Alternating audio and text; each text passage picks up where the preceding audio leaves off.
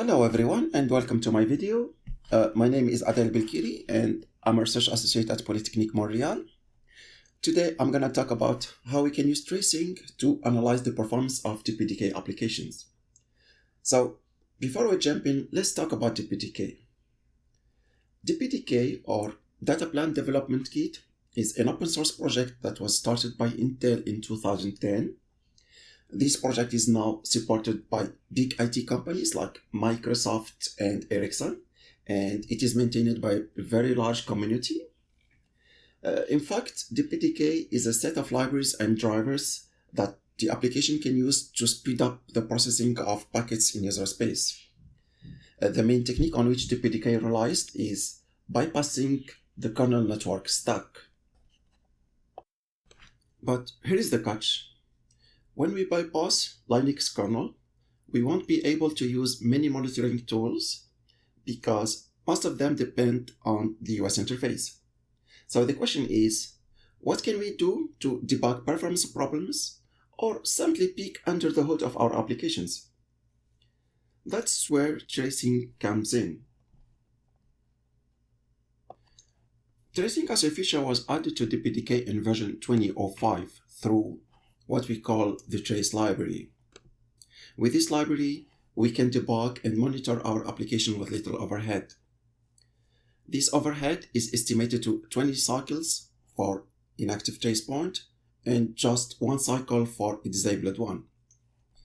The good thing about the Trace library is that we don't need any external tool or tracer, and also we don't have to instrument our application code because dpdk libraries and drivers are already instrumented and they contain dozens of trace points that we can use. So all what we need to do is enable a few of these trace points to get deep insights into our applications. Actually, activating tracing in dpdk application is really easy. We need just to pass a few parameters to dpdk runtime and that's it. Those parameters indicate the trace points that we want to trace, the size of the trace buffer, the folder where we want to save our traces, and the tracing mode. Alright, now that we have a good idea about dpdk, let's dive in and see how it works. As a use case, I will use VPP as a simple dpdk application. So first, I will modify its configuration file to specify the trace points we need for our analysis, the destination folder for the trace files, the tracing mode, and the size of the tracer buffer. In this setup, I will run VPP in a loopback mode. This means that VPP will manage 2 network card interfaces and will forward the traffic received on one port to the other one. To generate traffic, I will use Cisco Traffic Generator TRX.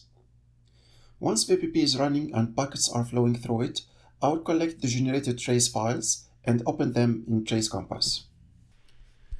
Now that we have our traces, let's open them in Trace Compass Incubator. The incubator is a variant of a Trace Compass that includes many experimental features like the dpdk analysis that we are going to show right now. As you can see on the screen, when we open the trace, many dpdk analyses become active. For instance, we can open this analysis, which calculates the packet reception and transmission rates for each Ethernet port. Using this analysis, we can estimate the forwarding performance of a VPP. For instance, we can identify quickly issues like packet drops or degradation in the forwarding speed of our router when we contrast the transmission rate to the reception one. It is also possible to measure the transmission and reception throughput in bits per second. The problem here is that the existing trace points in dpdk Ethernet library don't include any information about packet sizes. So to work around this, we developed a small library called a dpdk-profile. This library needs to be preloaded or loaded alongside the application that we want to trace. Actually, this library generates events that include the size of transmitted and received packets, which is mandatory to calculate the throughput of Ethernet ports in bits per second. We can find these events in the second trace, as you can see on the screen. I will leave a link to my GitHub in the description below so you can try it yourself. Now let's move on to our third analysis.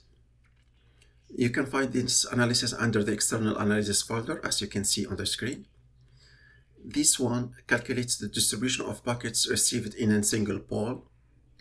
This analysis can give good insights into whether the sizes of the application reception buffers are suitable or not. It can also help us understand the behavior of poll mode driver threads when they are under heavy workloads. Under the same folder, we have another similar analysis. This analysis calculates different packet reception stats, like the minimum and the maximum number of packets received in a single poll.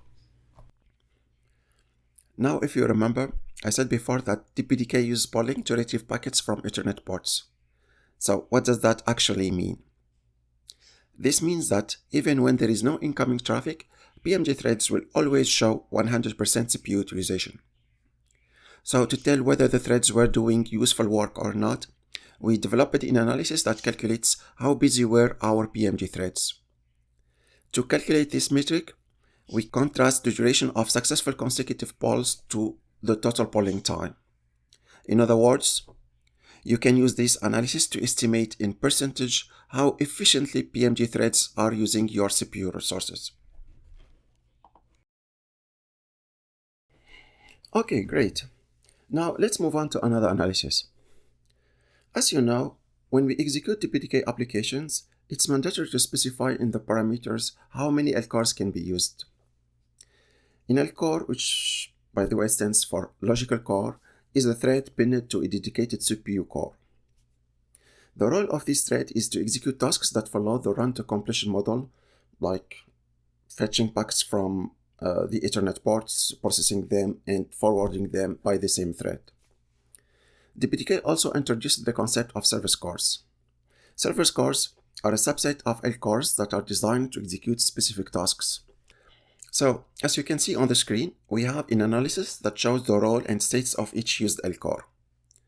To showcase this analysis, we traced an application called Event Dev Pipeline. In the trace, we can easily see that our application uses 3 LCORs, 2 of them are service cores. Also, this analysis shows that our 2 service cores are used to execute 3 services. The service representing the Event Dev scheduler is run on LCOR 2, and the services responsible for receiving and transmitting packets are run on the same service core, which is LCOR 1. If you have any questions about using Trace Compass to analyze the performance of dpdk applications, please feel free to drop them in the comment section. Thank you so much for watching, and see you in the next video.